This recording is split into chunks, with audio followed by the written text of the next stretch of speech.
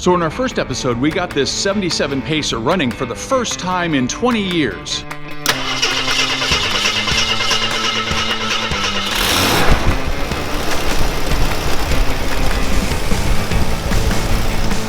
Woohoo! It lives again! Then we got it outside the museum for the first time, took it for a drive, got me certified to take it out to events.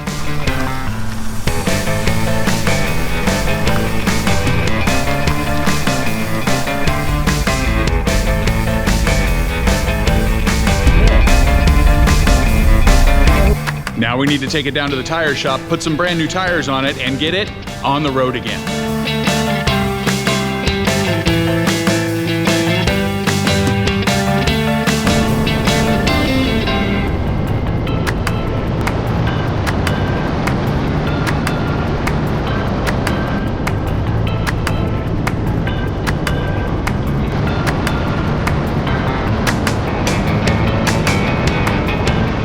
So we brought the Pacer down on a nice slow drive on surface streets down here to the tire shop. We're gonna get some new tires on it put on right now.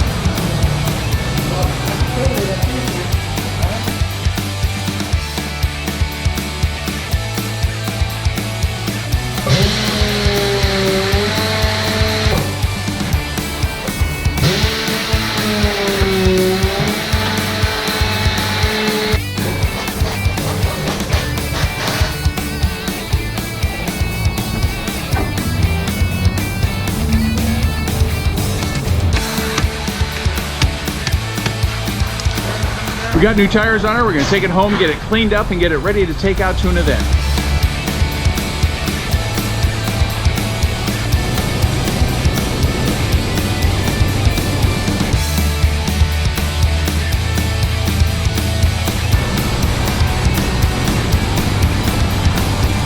So now it's running really good and riding really smooth on new tires, but we've got two new problems that have cropped up.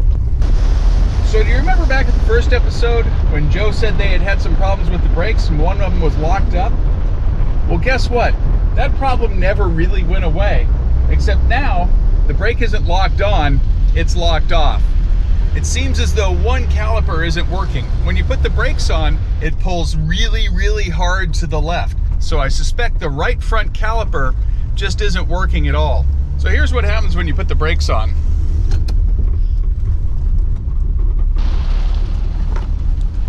It pulls to the left really, really hard.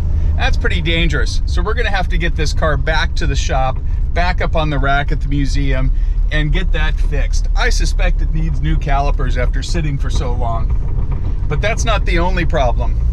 When we'd driven the car around the museum neighborhood, it was only for short distances. We didn't really get it good and warm.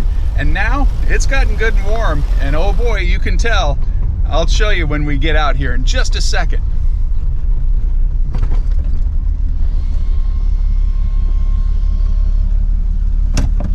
So you don't have to be a very good mechanic to spot this problem. It was pretty obvious once the car warmed up.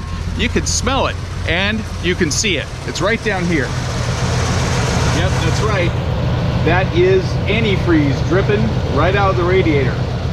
Let's shut the car off, take a look under the hood and see where that's coming from.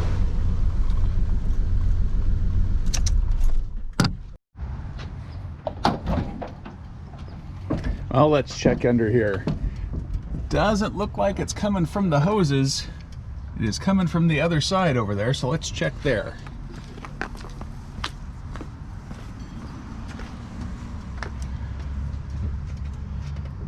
And let's see. Nope, not from the hose. You can see it dripping down right down there. It looks like it's coming from the body of the radiator. Well, It's not coming from the overflow tank. That's right up here. And nothing else is wet until you get down pretty low.